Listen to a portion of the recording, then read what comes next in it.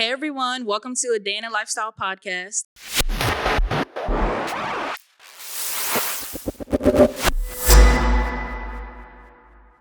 I am Marie, 1/3 of your host, and I've had the pleasure of working alongside of the co-owners of Lifestyle Hair Lounge here in Pennsauken, New Jersey. To my right, I have Rich, and to my left, I have Cliff. So let's introduce ourselves for people that don't know us. My name's Marie, and I've been hairstyling and braiding for the past 3.5 years, and I've had the pleasure of working with these guys for about the past year. After that, I ended up venturing off doing my own thing, and now I have my own suite called Hair by Marie Season. Rich, you can go ahead and introduce yourself first. Okay. My name's Rich. I go by 2 Cent Fades on my social media platform, also known as your client's favorite barber. Been a resident barber here at Lifestyle Hair Lounge for about, 3 years now, up and running. We've been open, but 20 years in total cutting hair, and 50% owner of Lifestyle Hair Lounge, also accompanied by my partner, Cliff, who you about to go meet.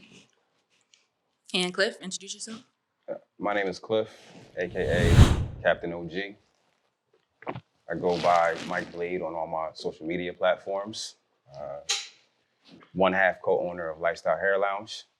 And I've been cutting hair professionally for about 8 years, about 20 years in total.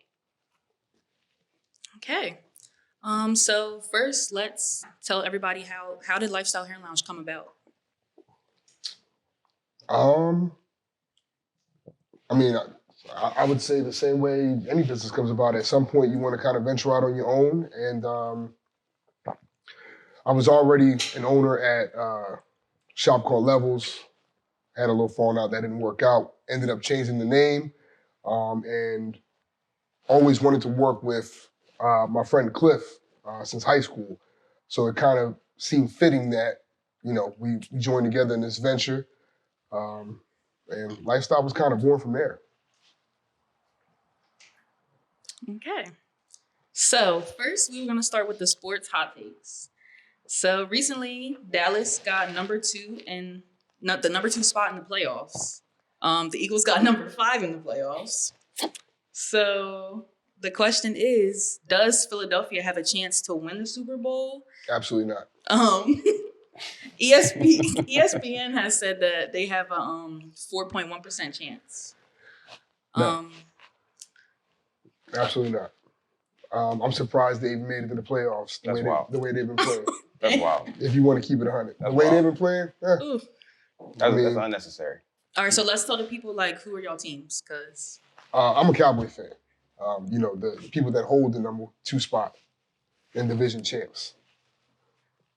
Who's your team, Cliff? I'm an Eagles fan.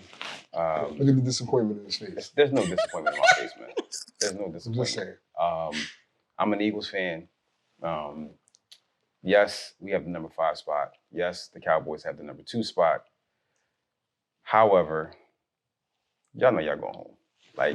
We going home too. But y'all gonna be right next to us on the couch. Let's not get ahead of yourselves. All right. We'll see. I beg to differ. We'll see. I'm happy we won the games that we won in order to make it to the playoffs. Yeah. Because the end of the season obviously is not going well. Yeah. It's a lot of gimme games. There's a lot of what? There's a lot of gimme games. I don't think so. I don't know if it's y'all won as many as y'all were or the other teams lost. I don't think it matters. I don't think it matters. You can chop it up however you want. You know what I mean? One team got to win, one team got to lose, and no team wins 10 games. It's just the Dallas hating me. Losing. You know what I mean? But yeah, it's been rough for us. You know what I mean? Obviously, it's a lot of dysfunction. Yeah. But at the end of the day, I think it's y'all play calling. Yeah, I think it's a lot. I think it's the coaching. I think it's the play calling. I think it's the players. Locker room ain't happy. Yeah, Sirianni about to lose his job. No, I don't think it's that far. I don't think it's that far. No, I don't think you go to the Super Bowl one year and then get fired the next year. I think you earned a little bit of grace. So, I don't think that happens. Your boy won y'all Super Bowl and y'all got him up out of there right after that. I don't think it was the next year. Right. I don't think you. We were 10-1. We were 10-1. And now it's 11 and what? 5? 11 6? 11 to 5? 6. 11 to 6? Yeah, 11 to 6. Listen, I'm not gonna lie. The end of the season has been really, really, really bad. It got ugly. However, the fact that we made it to the playoffs, I think they're going to give him leeway to figure out whether he can fix the situation, right? If next season doesn't go well, let's say that we miss the playoffs, this carries over, we miss the playoffs, then I think his job is up. But right now, I think he's earned the leeway by taking us to the Super Bowl last year. So. Well, so with the Ravens and the 49ers at the number 1 spots in their divisions, could we possibly see some upsets? Yeah, absolutely. I don't believe in the 49ers either. I mean, if we really want to be honest, like, not that they're not a good team, I don't believe they are as good as they appear to be. I do believe that they're a good team, but I'm not sold on them either. You know what I mean? What's their record right now? I don't even know what their record. They got a good record. I mean, they're the number 1 team in the NFC. But I'm not sold on them either. I don't think that, I mean, they obviously can't beat the Ravens. I don't think they got a shot in hell beating them. Mm-hmm. You don't think the 49ers have a shot in hell beating the Ravens? At all? Yeah. No shot? Yeah. I don't like the 49ers. They beat us. So, So it's hate. I'm hating on everybody. So, all right. Clarify. It's hate. Yeah, I'm hating on everybody right now. Okay. But, no, I don't think if a Super Bowl happens to take place between the two, I don't see them coming out on top.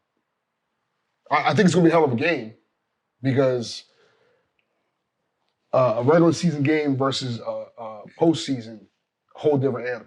You know what I mean? You got some time to study. You pissed off that you just got aired out, so you're gonna come back with a vengeance. And anything can happen. Lamar can get hurt. Anything can happen. So it's always a fighting chance any given Sunday. But I'm not a believer in the 49ers either. I disagree with that wholeheartedly. Damn. So what are your thoughts? I think that the 49ers are for real. I think they're a good team. I think that they lost to the Ravens, but I think that they will adjust their game plan and they'll come back. I think they're a really good team, and I think they're a hard team to deal with. So my expectation is if they both make it, it's going to be a much different game the second time than it was the first time. Mm-hmm. I agree with that. Yeah, and I don't know who would be the favorite or you know what I mean, right now. I don't know if you can say, I mean, I guess they're saying that the Ravens are the favorite, but they both have to play a playoff game. Yep. And then you have to see how they play in the playoffs, right? Both of them have to make it. Neither one of them have perform on the way up. Neither one of them made it to the chip in a while, so you got to play the games at any given Sunday. Yeah. Right. You know what I mean? Well, I don't know if you guys been seeing trending recently, very new. Cat Williams in the comedy world. My boy. Yo. Cat is wild. Yeah, first, did you guys like watch the whole podcast or any of it? Like me, I started watching it. I'm only like an hour in, but I've been seeing a lot of the trending clips. I watched the whole 2 hour and 46 minutes. Did you watch any of it? So I watched about the same as you. I watched about an hour. The 2 hour and 46 minutes is a lot. I'm gonna finish it. Though. I'm gonna finish it. I am gonna finish it. I haven't gotten around to it, but I've seen about an hour straight, and the rest of it. Obviously, like you said, I've seen a lot of the clips, a lot of the inflammatory comments he made. So yeah, I know enough. You know what I mean? Yeah. That joint was wild. It only got wild. He calmed down. He wasn't snapping, but it got he went in all the way in. Me personally, okay, so like I said, only seen like the first hour, but me personally, I feel like people be saying like, oh, is he clout chasing, whatever. I feel like he's telling the truth. Like, he's just truthfully speaking. Like, he is a little, I'm not going to say crazy, but I feel like he's just spitting facts. And people don't like when you be spitting facts. And then the people that's in the wrong, of course, they don't like it because, you know what I'm saying? But I think that it's a combination. I think people forget that Cat is a comedian. Yeah. Right? So like when he's trying to be honest and stuff, or he's just voicing his opinion. It's a lot of truth in the jokes that he's doing. I believe that a lot of stuff that he was saying is probably true. But again, because you're a comedian, right? How much of it is factual and how much of it is mixed in with a little bit of jokes here and there to kind of get the laughter. Yeah. So, Yeah, that's exactly what I was going to say. I think when he was talking about other people, for the most part, I think he was speaking truthfully from how he felt or what he knows. Like his point of view and perspective. I think when he was speaking about himself, it was a mixture of I'm a comedian. Yeah, his self and that background I can run a 4.1 sub 4.340. Yeah. And Shannon looked at him like, you mean you want to go to Subway and order a sub? Yeah, he was like, what sub you talking about? He said submarine. Sub. Yeah, he wilded out. I think it was a little bit of embellishment, you know what I mean, as far as the things that he said that he can do. Yeah. But I do think when he was speaking out on other people, I think that was a lot of fact, and I think the internet is very quick. Mm-hmm. The internet is quick with receipts, so they started pulling up them receipts. It literally just came out 5 days ago. The internet is fast, and they on it. On my way here, I saw a whole reel of white actors in dresses, kind of like throwing. I mean, just to kind of throw off what he said about having the black comedians, Ricky Smiley and Tyler Perry, all of them. Mm-hmm. I seen one where they show all of the black comedians in dresses. When he was showing their wives. First of all, that joke was wild funny. He gonna say that was wildly disrespectful. You get a light-skinned, funny-faced wife that never gets interviewed. I was like, then you gonna put up all the comedians? He said, I can name 7 of them. Yeah. I said, dang. So you out here just calling everybody wife ugly. All right, cool. It was wild. No, like I said, I think it was a lot of fact in there, but I mean, I don't think that they a lot of people have opened enough doors for Cat for whatever reason. Yeah. And I think he kept receipts on all of those situations. Yep. And because he had to fight himself or whatever, so when he finally got the opportunity or when he felt like it was the right time, he had, I got bullets for all of y'all. Everybody, you know what I mean? Everybody I got bullets for all of y'all. You know what I mean? And I think the thing about Steve Harvey's hairpiece, I think that, listen, I think that is something that has been, we've known that. Yeah, we know, we've known, but you didn't know. But no one has said it. No one said it. He came straight out and that Joe was a hairpiece. Yeah. And he did have the sharpest hairline in the 90s. In the whole 90s, he had the sharpest hairline. So that was wild. The joke with Cedric. Called him a Morris. Oh yeah, that was crazy. Study what I meant. Study what I meant. I meant the actual joke. You talking about the joke about the spaceship joke? Yeah, the spaceship. And I seen on the internet where they put the two clips together. Yeah, same exact joke. I seen that too. Yeah, same exact joke. So it's like, did he steal it? And then people were saying how Cat that was Williams. Before. Yeah, it was 2 years earlier. They were saying how Cat Williams is funnier, and Cedric Entertainer was like not funny at all. Now, I think Ced is entertaining. Yeah, I thought he was entertaining. No, I'm saying that clip. Oh. That joke. That joke was entertaining from both of them, but you can't steal it. Right. You can't steal it. Not verbatim. Like I liked, like I watched the Kings of Comedy.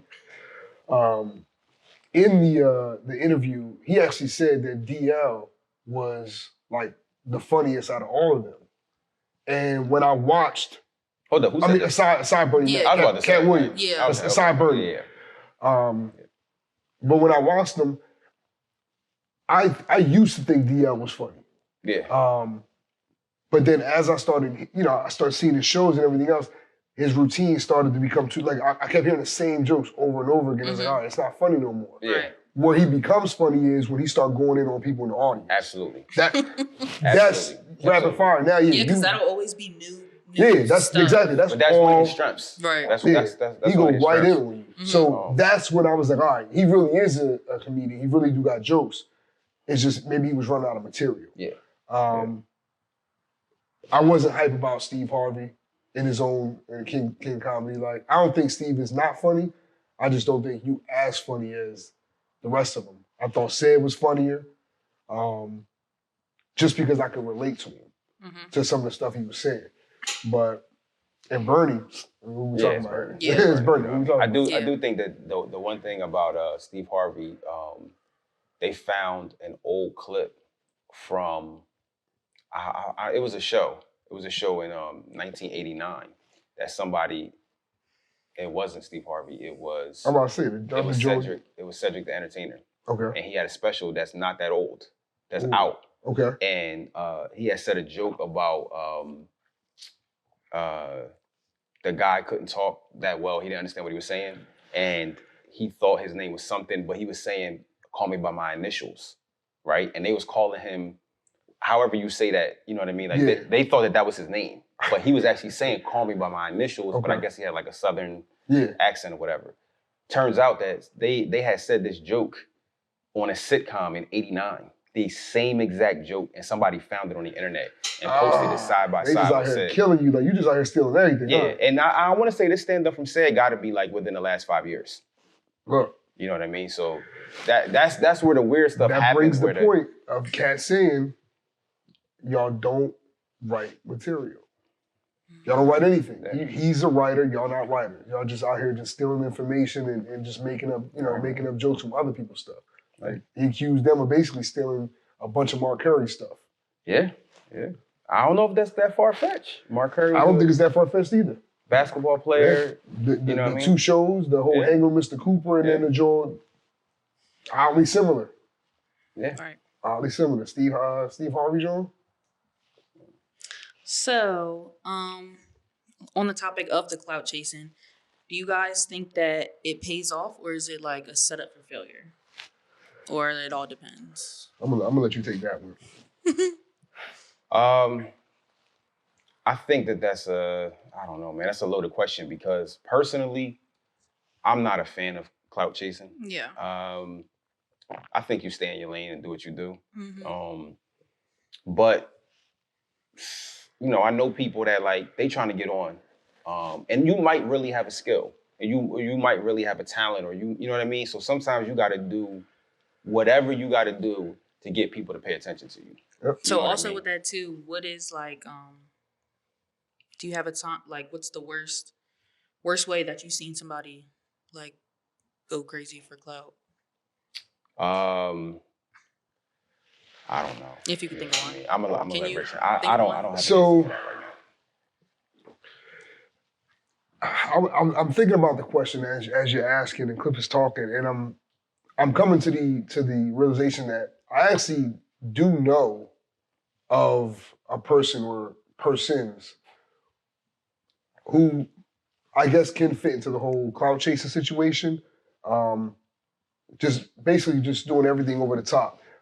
Buying like the gaudy jewelry to try and fit in, always trying to throw money at people, like just throwing money out at people, just doing stunt dummy shit basically. Right.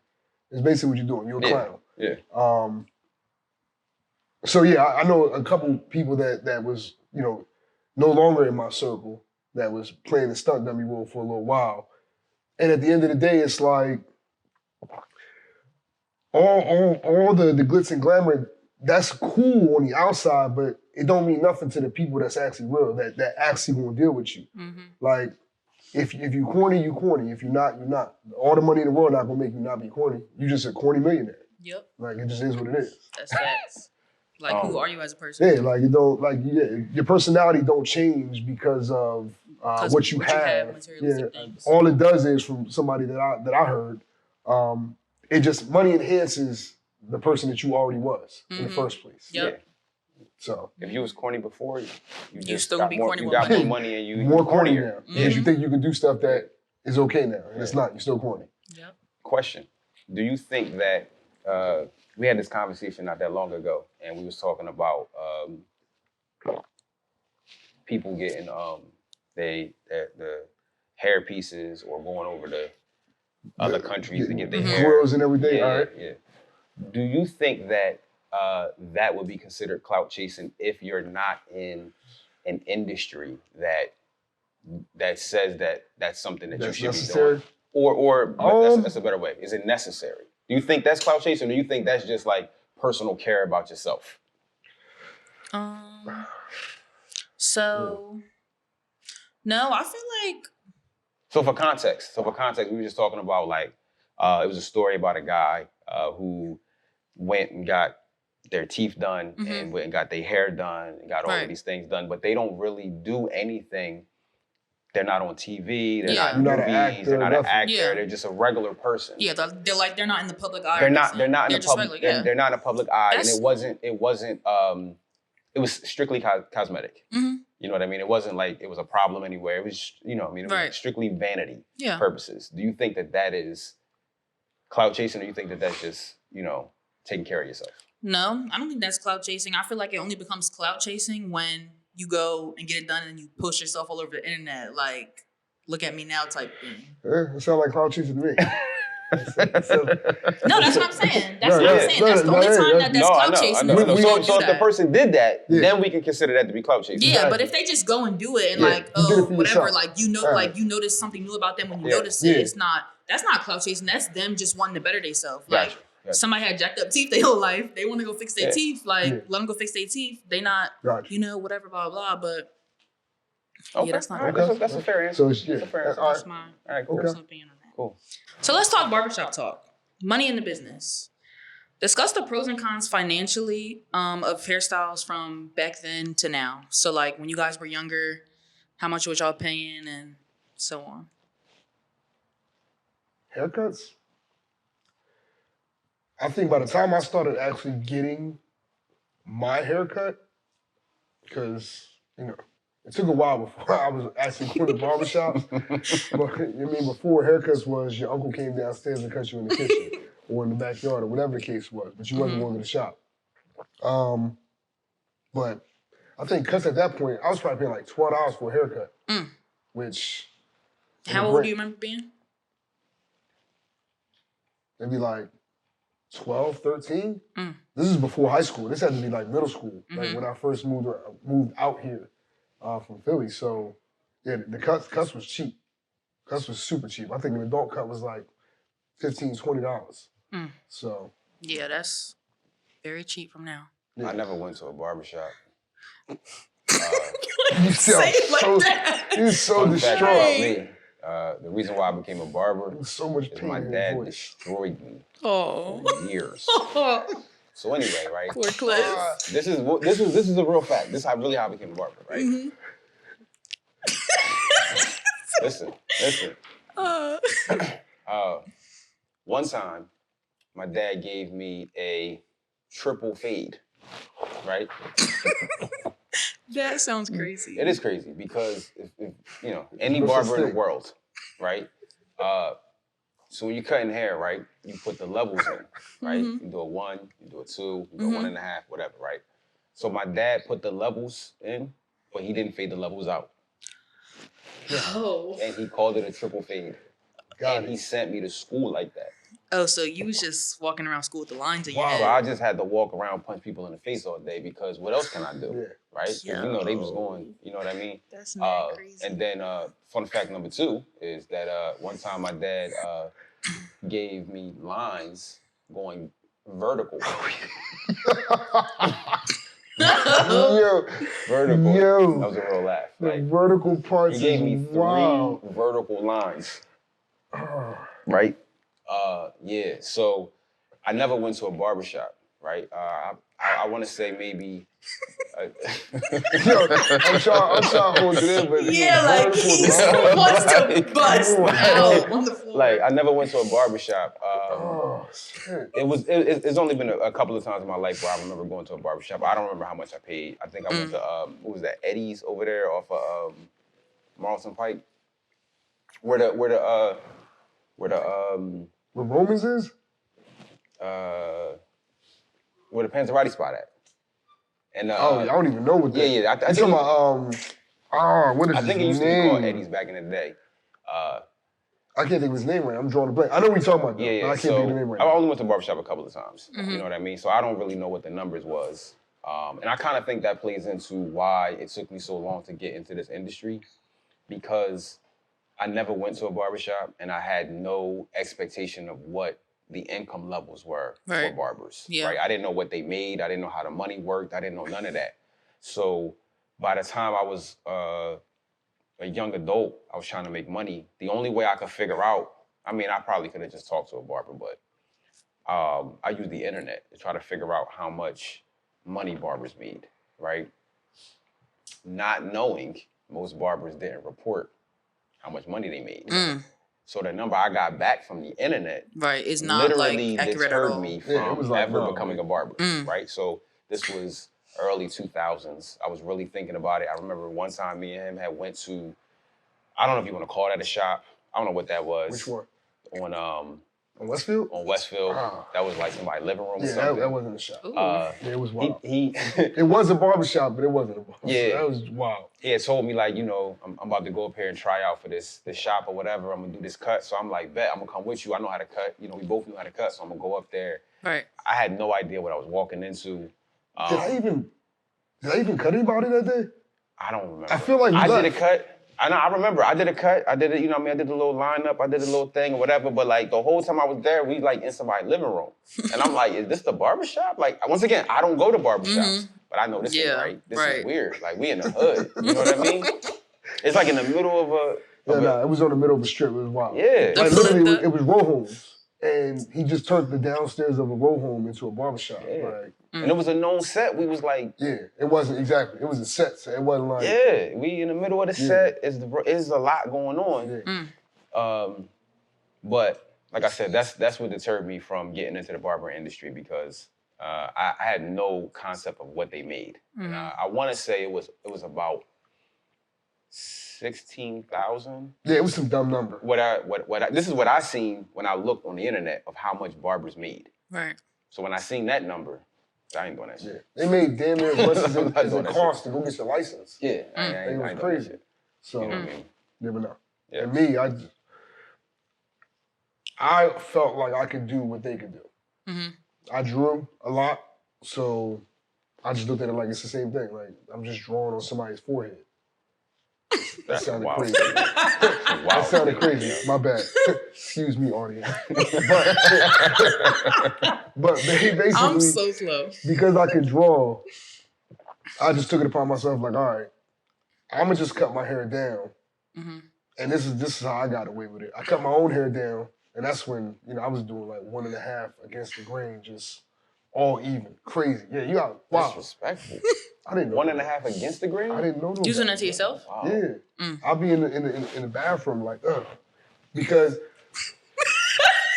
the cut was $12. The shape up was $7. Oh, So I'm like, the I'm gonna shape get a up wasn't lineup. included in the cut. No, that's if I wanted to go separate. Oh, okay. Shape up was included with, that's wild if you get a cut with no shape Yeah, I up. was about to You say, gotta pay extra for the lineup. But nah. But you saying if you just want to shape up, Yeah, that was $7. I just get a shape up. Right. I'm gonna keep this extra $5 that I'm getting from my I'm gonna cut it down mom. myself. I'm gonna cut it down myself, and I'm just gonna get lined up. Save that money. Yeah.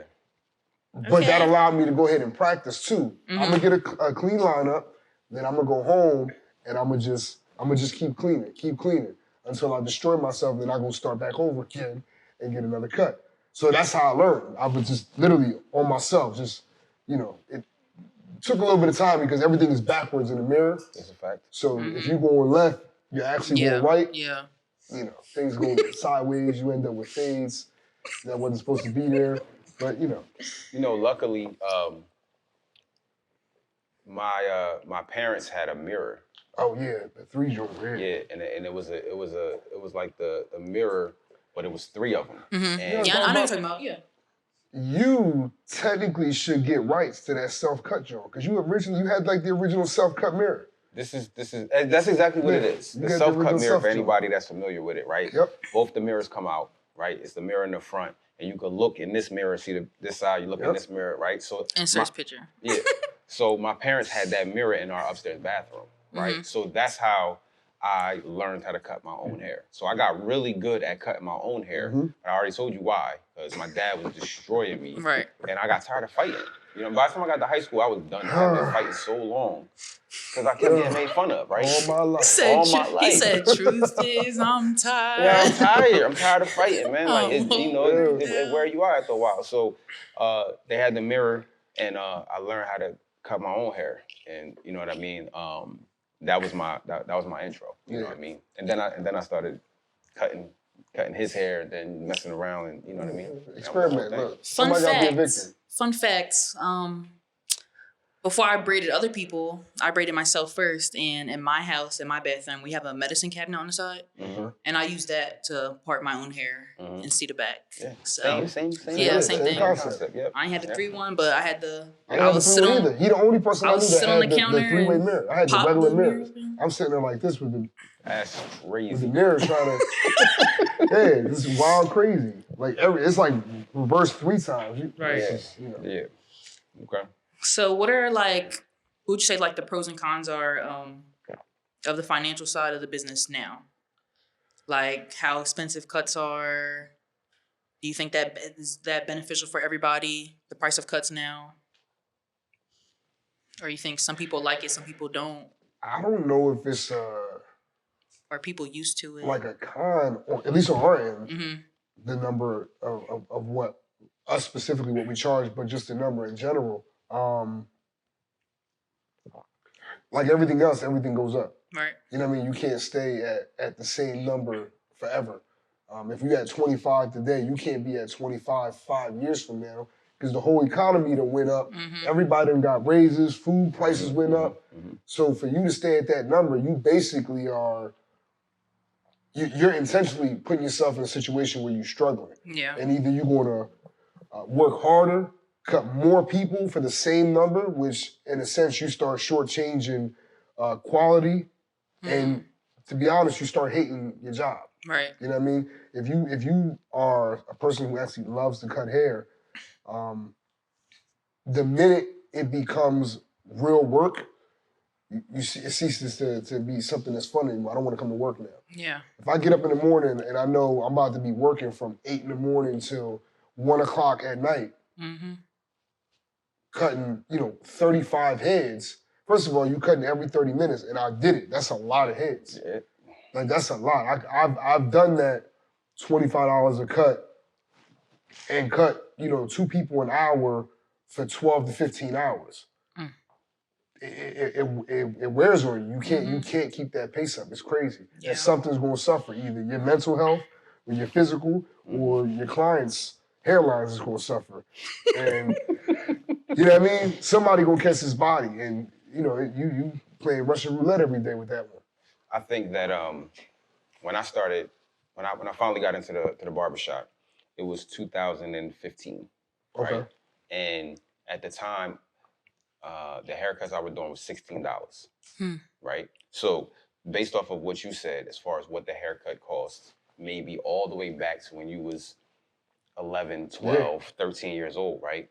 That tells you right there from maybe the mid-90s to 2015. So we're talking maybe 20 years where the haircut prices didn't change all that much because like I said, in 2015, I was charging $16, right? Now, obviously, if you was a more experienced barber, you was charging more, but I was a brand new barber.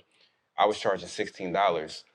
In 1997, the haircuts couldn't have been that much cheaper. Right. 95 or 90, you know what I mean? So I think that in the barber industry, it was a lag, right? I think that we kind of plateaued on the price for a long time. And eventually, you have to catch up. There's no other way around it. So from 2015, I was charging $16 to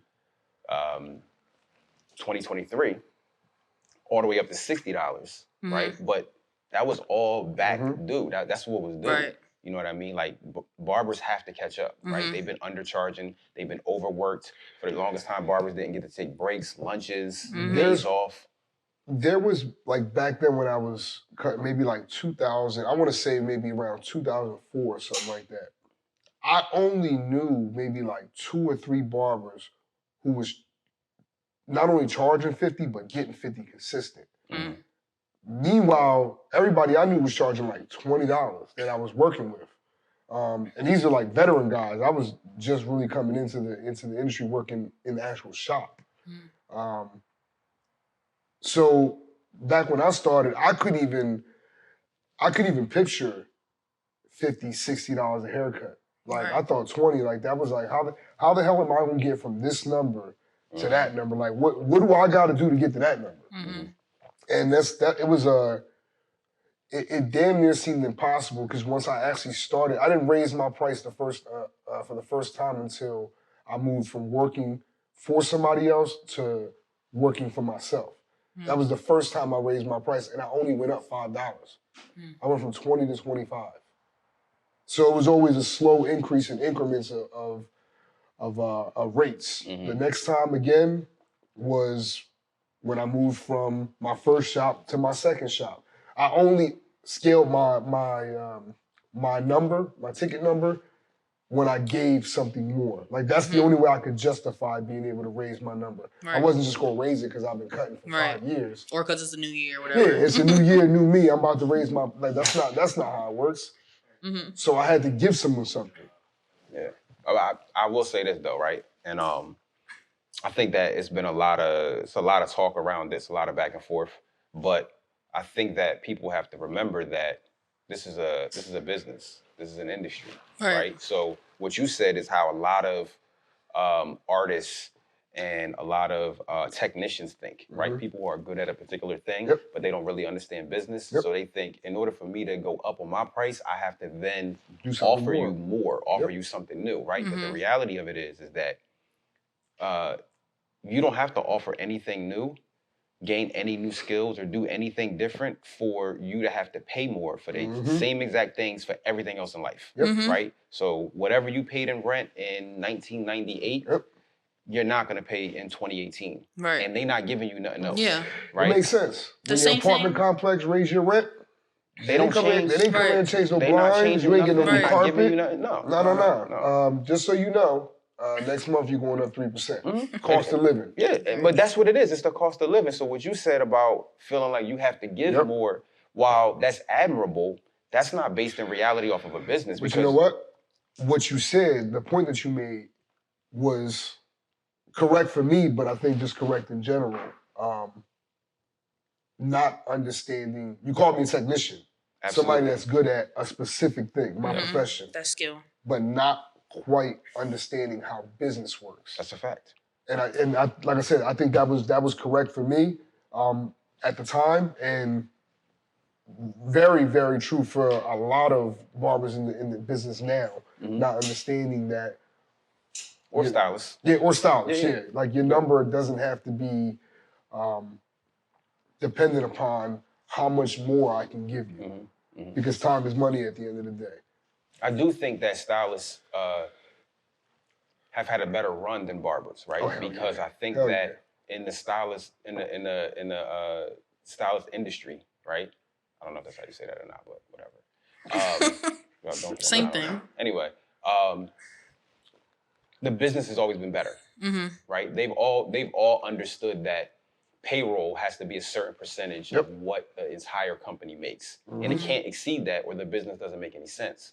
Whereas in the barbering industry, the hustle for years. The payroll, if you actually did payroll, would be 80% plus of what the total income is, right? Which is, there's no money for the business to work, right? So I think in that industry is you guys were always ahead of barbers, right? Like I said, barbers they plateaued, and that number stayed the same, and barbers treated it as a hustle, so they couldn't figure out how to gain more money. The only way they knew how to make more money was to cut more clients, right?